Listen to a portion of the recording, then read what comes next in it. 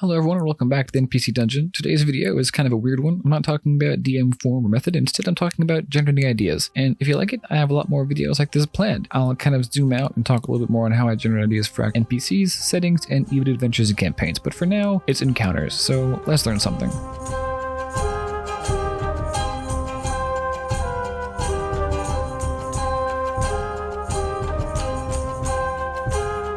First off is a tip that I know I mentioned on this channel before, but I'm saying it here because it's just so important, and it's start with a location. There are many reasons why this idea is just so robust. For one, it helps limit the opportunities for random derailing where your players just go to random locations that you didn't plan for. Now, it's still possible, but if most of what's going on in the story is in just one location, chances are your players might stay there. It also helps focus your story and encounters. Everything that happens must happen somewhere, so if you have encounters mapped out and attached to specific locations, it will most likely be far less confusing and just in general easier and more straightforward for everyone. Now, some encounters may change setting, but that's why we plan. If the boss gets away, where might they run into next, and where might the players run into them next? But lastly, and more relevantly to today's topic, it helps generate ideas. How? Well, let's see by going over a few examples. Let's say you want your players to do some kind of heist mission. Barring the story and how you might lead into this, we can start by thinking about where it might take place. They might be robbing someone in the upper crust of society, so the city might be one of the wealthier districts of some city, and then this will change some things. So think, will there be more guards here, less guards here? Is it some privately owned militia owned by one of the residents that guards it? If so, who owns it? What kinds of politics are at play with that? What kinds of establishments might they run into here? Is there anyone in those establishments who might be sympathetic to their cause? Anyone who might oppose them? And the list goes on. For another example, let's look at a simple forest. Let's say your players are sent on some quest into a forest to do something, doesn't matter what. Maybe they have to clear out a cave or something. What might they encounter on the way? Well, they're in a forest, so think about creatures that might live in the forest. Maybe they're giant spiders, or maybe they aren't the only ones traveling through there. There could be a merchant caravan that gets attacked, and if you're going with the cave idea, what's in the cave and why? Is it spreading into the forest maybe? And the list goes on. Bonus points if you end up coming up with things that are related to the story. Now, you might have noticed that my first example starts with the quest, and then I match the setting to it so that I can start working on encounters, and the second starts with the setting, and then I build encounters based off of that. And these are the two main ways that I go about doing that, and I do both depending on the situation. I encourage you to go with both of my examples that I gave and build from there, and then come up with your own quest idea and build a location, and then build encounters from there, and then make a location, build encounters from there. But that's just for the setting. And as you might have guessed, it isn't the only place that you can pull ideas from. I hinted at another way earlier, and I'm going to explore more about it in my next point.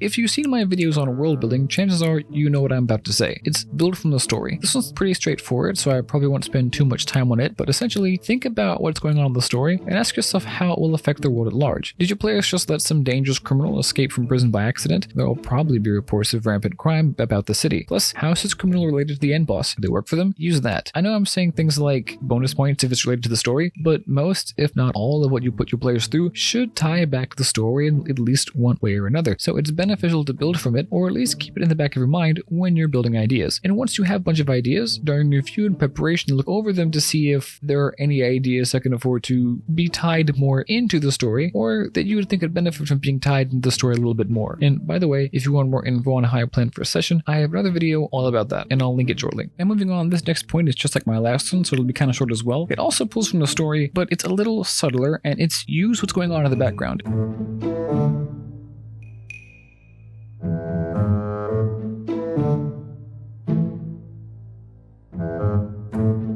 It might sound a little confusing, like what does that even mean? But I think that a few examples will clear it up. For example, think about what your villain is doing in the background. Also, think about that encounter your players left unfinished. You know, the one they completely avoided. What are the other NPCs up to? What's going on in different settings and locations? Why are these things happening in the larger fold of the narrative you're trying to tell, and how they come into play? You might even find these questions might solve some questions or fill in some blanks that you run into while trying to plan. A more specific and obvious example of what I mean here involves the more cutthroat political intrigue stories. What are all the nobles doing? What are the politicians doing? You'll need to know their plans and machinations as well. And lastly, all of this can help you make encounters, of course, because that's what this point is about, so this episode is about, but it can also help you be ready when your players do something you might not expect, because you already have the background of the story involving everything else going on in the world as it is. However, you also need to know that not every encounter you make and plan for will actually end up coming into play. That's not necessarily a bad thing, and I'll talk about why in my next point.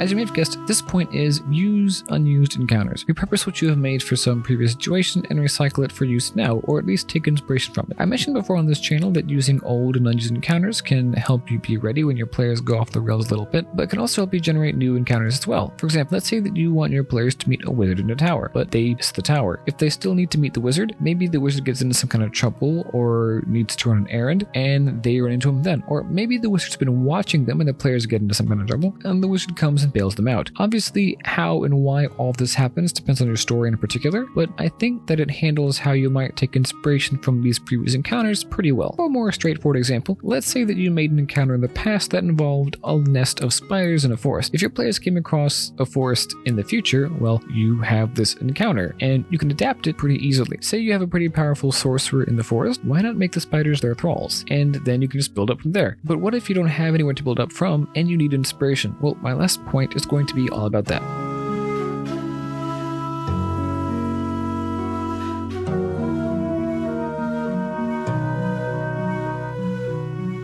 I have a few different places that I pull from for inspiration, and I'm going to mention them all here in one point because individually they wouldn't make a very long point, so they're all kind of part of the same thing, and as a result I think it still works. First up is a classic, the books. Just thumb through the DM's guide and I'm sure you'll find exactly what you're looking for. It has all kinds of specific tips for general ideas you can build off from for encounters, for example, involving things like mob combat, chase scenes, twists and turns, even specific settings like dungeon and wilderness. One of my favorite places to go back to though is the 3.5 DM's guide. On pages 44 and 45, you'll find a whole list of things. There's a whole table of 100 adventure ideas, and I still use it for inspiration to this day. And the great thing about this method is that you don't have to use anything directly. Oftentimes you'll see something and it'll just kind of click and give you an idea that you were stuck on. For example, one of the ideas that you'll find at the table that I just mentioned is a paladin turned to stone in the center of a city. I used that in one of my campaigns, but it wasn't a paladin, it wasn't a city, and it wasn't an adventure. My players came across a wolf that had been turned to stone because it just wandered too close to a nearby cockatrice den. And lastly, I'll talk a little bit about those ever controversial random encounter tables that just have lists of monsters or dungeon traps. I don't use those, but occasionally I might glance at them in order to look for monsters or traps or things that I might have forgotten about or just hadn't considered. If one of the items on the table is 1D for thieves, for example, I might think, oh, I didn't think about thieves. Maybe this person or that person related to the story might send an assassin after them, or oh, this NPC might want to steal something from them, so I'll build an encounter from there. But the DM's Guide isn't the only book that you might pull ideas from. There are also books you can buy that are full of ideas. And if you don't want to buy entire books from third parties that may or may not even be all that good, I get it. So a quick Google search for Forest Encounters ideas for D&D or Fetch Quest ideas for D&D can go a long way. Obviously, use your best judgment for ones that you may or may not want to use, and feel free to modify them as you like, as I've been saying this entire episode to fit for your purposes. And lastly, take a look at your favorite shows and movies and parts of history and D&D streams and really whatever inspires you, and take inspiration from that. For example, I really liked the Undead Giant Sentinels